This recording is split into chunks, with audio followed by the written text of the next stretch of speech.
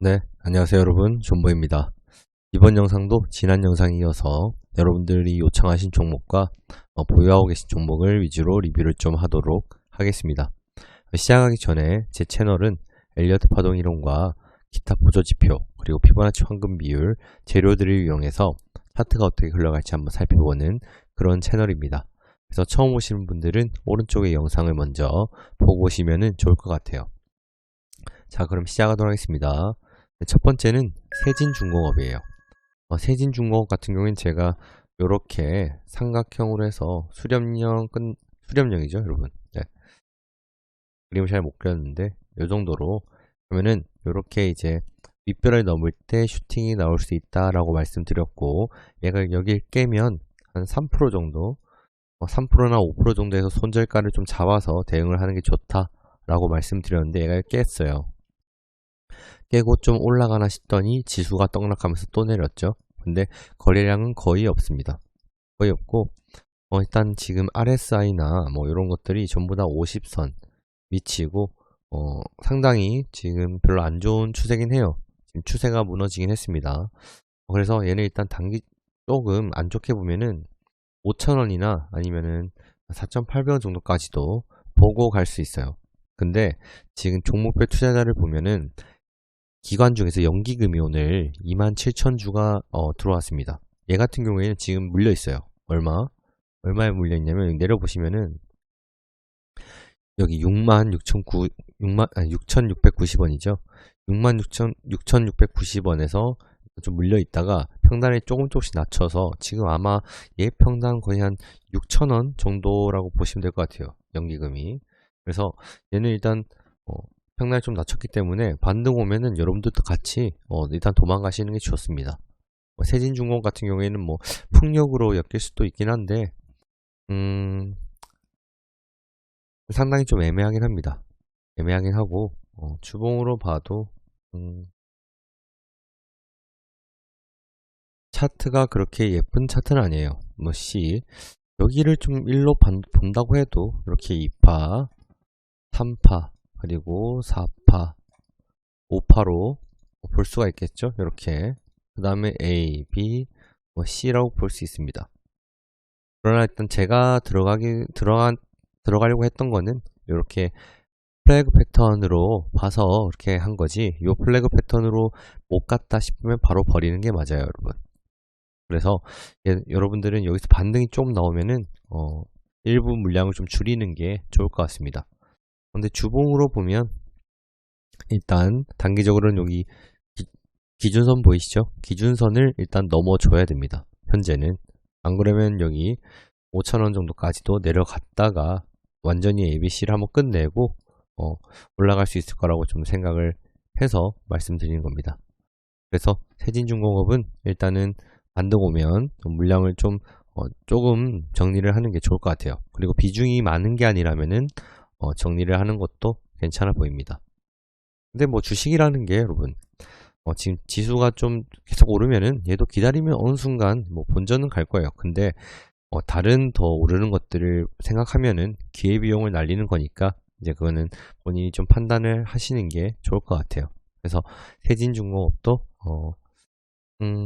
반등 올 때 도망가는 걸로 하고 여기까지 하도록 하시죠. 네, 여기까지 하도록 하겠습니다. 네, 다음은 EXT입니다. EXT 같은 경우에는 제가 라이브 때도 굉장히 자세하게 설명을 한번 했었죠. 지금 뭐 주가 자체는 여느 때나 뭐 지지하는 부분이 거의 비슷하고 이렇게 보시면은 역대 뭐 저점이랑 거의 비슷하게 끝나고 있죠. 이렇게 지지를 잘 해주고 있기 때문에 뭐 그렇게 특이사항 별로 없습니다. 우리가 원하는 게 아직 안 나왔기도 하고, 근데 생각보다 뭐 우리가 생각하는 것보다 좀 더 시간이 걸릴 수 있다, 이 정도로 보시면 될 것 같고, 오늘 반등이 좀 나오긴 했는데 얘는 이제 지수발로 완전히 그냥 한번 올린 것 뿐이라고 생각을 하고, 뭐 긍정적인 거는 일단 RSI가 이제 이렇게 다시 상승을 하면서 50포인트를 넘어줘야 얘가 본격적인 상승이 좀 나올 거라고 생각이 들고요.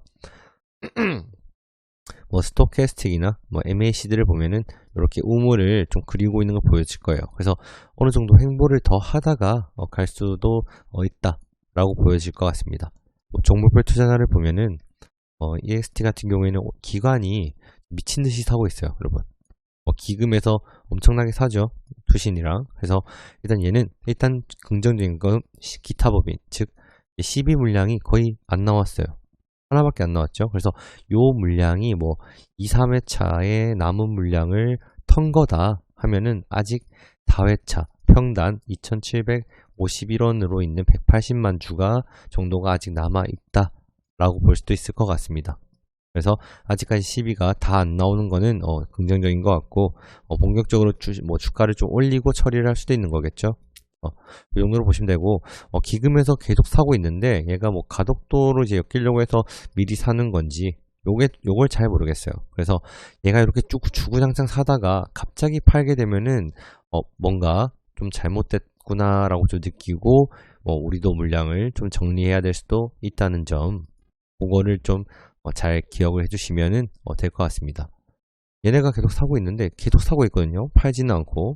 그래서 얘네가 왜 사는지를 좀 알고 싶으나, 뭐 IHQ 관련해서 사는 건지 모르겠으나 지금 얘는 떨어졌을 때도 팔지 않았습니다. 11월 달에도.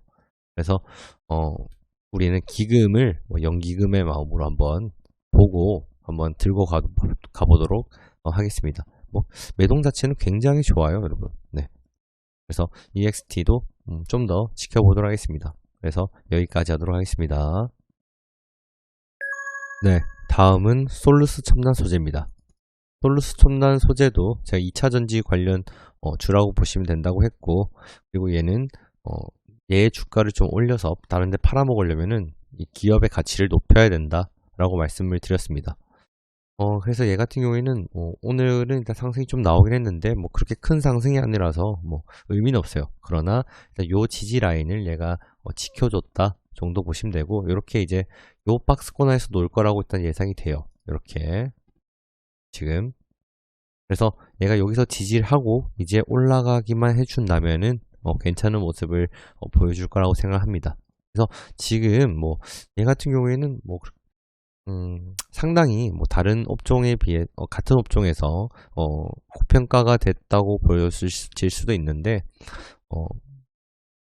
그래도 재료가 괜찮고 장투할 만한 가치가 어느 정도 있다고 보여지기 때문에 물리셨다고 해서 너무 실망할 필요는 없습니다. 아직 괜찮아요. 왜냐면 거래량이 없는 하락이었기 때문에 그런 거죠.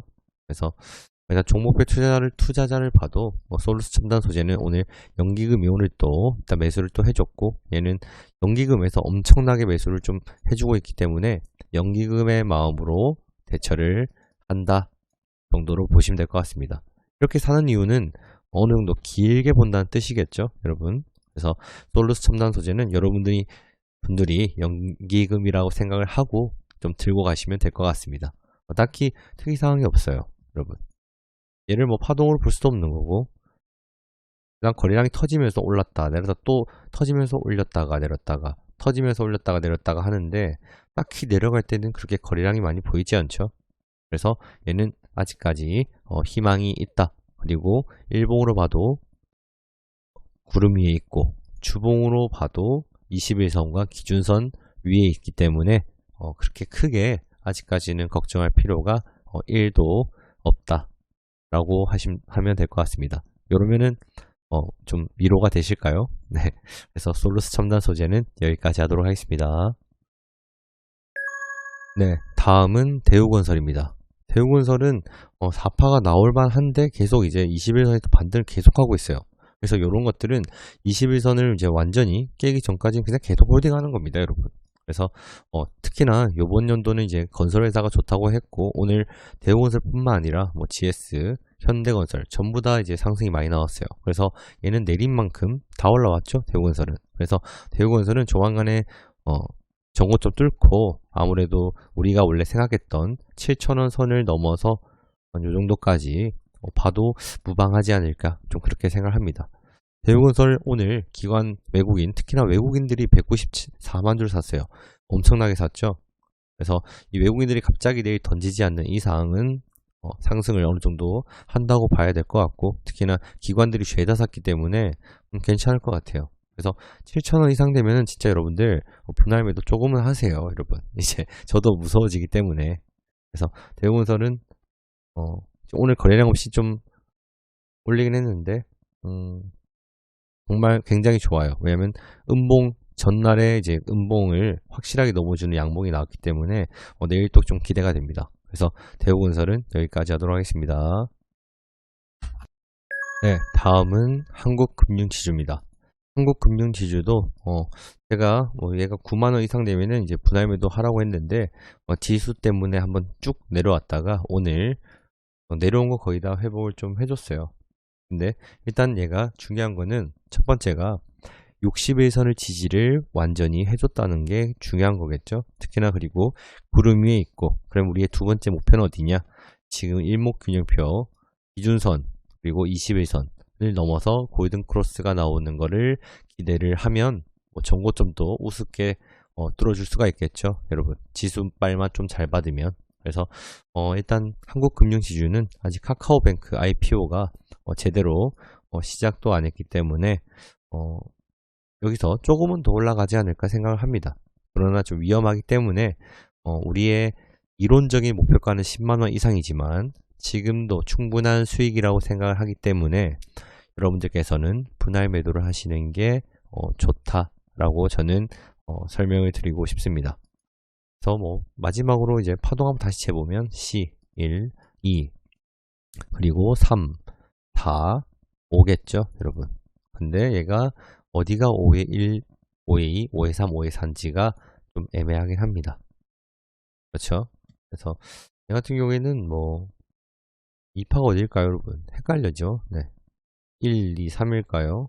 네, 그리고 4, 5 이렇게 나올 수도 있는 거겠죠 여러분. 그래서 일단은 한국금융지주도 아직까지는 오늘도 이제 좋은 모습을 보여줬기 때문에 특히나 종목별 투자자를 보면 기관과 외국인이 쌍끌을 한 걸로 봐서 어느 정도 좀 더 올리지 않을까 생각을 합니다. 그래서 한국금융지주도 61선 지지했기 때문에 여튼 아직 홀딩 해주시면 될 것 같아요. 그래서 한국금융지주도 여기까지 하도록 하겠습니다. 네, 이번 영상 여기까지 하도록 하고요. 오늘 제가 목소리를 좀 작게 냈는데 이제부터 계속 이 톤으로 갈 것 같아요. 제가 이사를 가지 않는 이상. 그래서 여러분들께서 듣는데 불편함이 없으셨으면 좋겠어요. 그래서 오늘 하루도 수고 많으셨고요. 내일도 성투하는 하루 되시길 바라겠습니다. 영상이 도움이 되셨다면 구독과 좋아요 부탁드리도록 하겠습니다. 감사합니다.